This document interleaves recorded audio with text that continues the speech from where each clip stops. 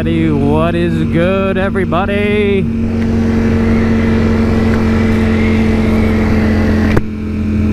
I am coming back to you on another beautiful West Australian day.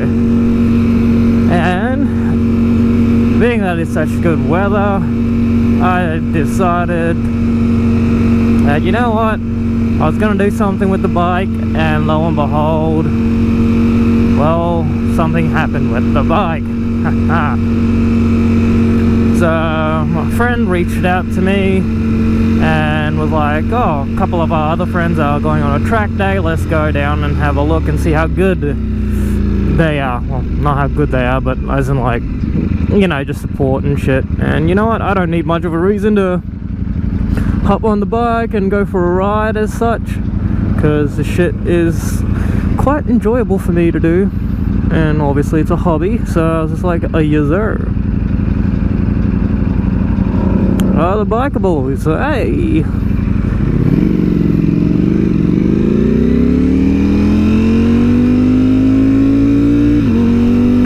But yeah, so we're going down to the racetrack and essentially have a chill ride down there, go support our friends, and yeah, the usual stuff and things, because I'm almost guaranteed by the time we get down there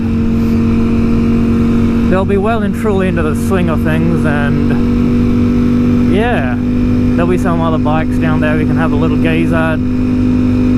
Usually there's always people going down there whenever there's a track there open. Not gonna lie, I'm very tempted. The Kia Stinger GT. But yeah, I mean, like, wow, English, holy shit. Beautiful blue skies.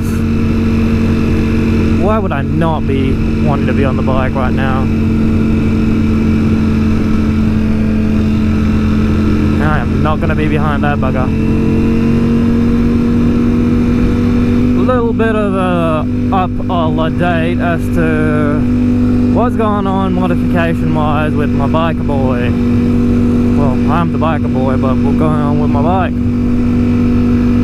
I'm kind of like in this thing of, I don't know whether I want to keep going with matte carbon, mainly due to the fact that it's quite easy to scratch and whatnot. I was like, well, I really don't want to go down the gloss route, because obviously gloss, I mean, I want to do like the contrasting tones, so going gloss would be like a little bit redundant now. But in saying that, all the black bits that I have on my bike that are plastic, I wouldn't be opposed to having those go into a black, like a gloss black. But the fairing parts that are, well, red, essentially, I'm kind of like still 50-50 as to whether I want to go down the satin route or the matte route. But the only predicament I'm in is most of our dealers that sell carbon locally don't stock satin for some reason. And I'm honestly a little bit curious how difficult it would be to clean the carbon up and then add the satin finish to it. Because I do like the satin carbon that's on the exhaust cover.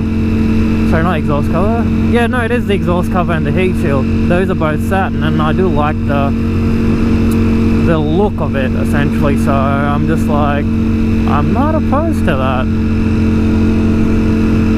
But as for carbon parts, yeah, let's talk carbon. I am honestly in a bit of a, yeah, weird headspace at the moment. Like, I really want to get carbon pieces and carbon out the bike, but now I'm at this, oh, excuse me for the gas, I'm at that stage where I'm like, yeah, I'm going to do it, but I'm like spoilt for choice, if you get what I mean. Like, I don't know which, yeah, what to do anymore. I do know that I do want to get rid of most of the silver bits on the bike to change that into carbon, because like the silver radiator guard panels and whatnot. So I was just like, yeah, I'm just like, I'm not sure what. Yeah, I don't know, my headspace on the carbon topic is a bit like thing. I know I'm going to do it, but I don't know where I want to start from again. Because I've got the tail, I've got the ignition cover, got the tank cover. Now I'm just like, which route do I want to take? Do I want to do the radiator panels on the side, or do I want to do the changing all the black plastic bits into gloss? Like, yeah, that's the thing, I don't know. And not to mention, now there's two options for the winglets, essentially. I can keep it with the current winglet design that it's got now, which isn't too bad, but they're also the more expensive ones, essentially, which have in the 4. But you also get the one that is, if I find a picture, I'll definitely pop it up on the screen so y'all know what I'm talking about.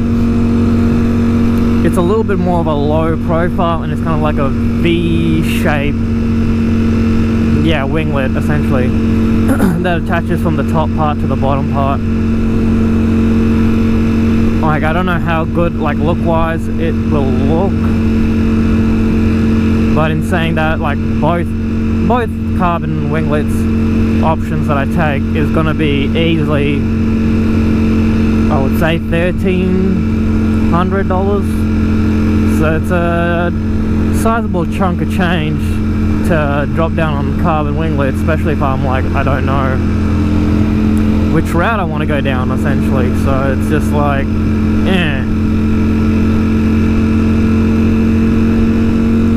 but yeah,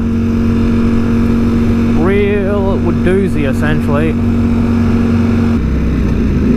I know literally the icing on the cake when I know I've finished this bike, modding wise, will be, yeah, literally the carbon wheels. And I already know the kind of setup of the wheels I want to get, essentially, because my mate on his V4R has them. It's the red gloss wheels, and good god, they're the sexiest things I have seen in a hot minute to have on a bike. Yeah. As on top of that, speaking of that carbon, the V4R of my friends that's been fully modded, a little update. He's wanting to sell that bike because he's done everything he wants to do to it. He's pretty much made it into a mini superleggera, but on a budget. Well, actually no, yeah, he has, he most certainly has. So yeah, now he's just like, he's really happy with his hyper motard and what that's able to do. So I don't think he's planning on getting any other bikes or anything like that, because right now he is in the process, I believe, relatively soon, I would say sometime in October, he's essentially, he's taking delivery of his Ferrari F8, so he's kind of trying to liquidate all his, well, all his toys he doesn't play with anymore, essentially. So he's trying to liquidate all that stuff down so he can get some cash, so he can actually, yeah, not saying that he needs the cash to buy it, he's already pretty much paid for it. But yeah, he and his mate have gone half and half on a Ferrari F8, and they're gonna keep it for a little bit and then sell it, because he and his mate were like, oh, this is actually not a half bad business idea. And he goes, he's been in the queue for an allocation for over a year, and then when he got his allocation, it's been building up for about well, they've been building it, and about a year later, which is now, they were like, oh yeah, your car is going to be ready on this day for delivery, blah blah blah blah blah. I hope you enjoy it. The final payment's due, all that stuff and things. And yeah, he and his mate have well, purchased a Ferrari F8 as a business kind of thing, which is not, like, the way he explained it to me, I was just like, oh, that's actually quite nice. And I have noticed that people are even doing it with Teslas, essentially. We're like selling allocations and stuff at a marked up price, because like, if you want it now, you pay the now price, essentially. Or if you're patient enough to wait, well then, you can wait. But the one thing I noticed with people who got money, they don't like waiting. Because most often than not, they do their buying and shit at the spur of the moment. They're like, ah, I like this, I'm buying this now. So, kudos to my mate for getting a quick allocation. Because I know Ferrari took a bit of a... they definitely did take their own liberties as to how long it would, like, for them to reach back and say, yes, we can offer you a car. Because, you know, yeah, you know, those kind of brands, those luxury brands, they're just like, yes, we're gonna make these people wait. Like, I'm sure there's a legitimate reason why they were having to wait, but also those kind of brands love making people wait, make them sweat. But yeah, F8. So next Cars and Coffee, maybe, when he does take ownership, I'm definitely gonna pester the shit out of him to get in that car. Because why not, right?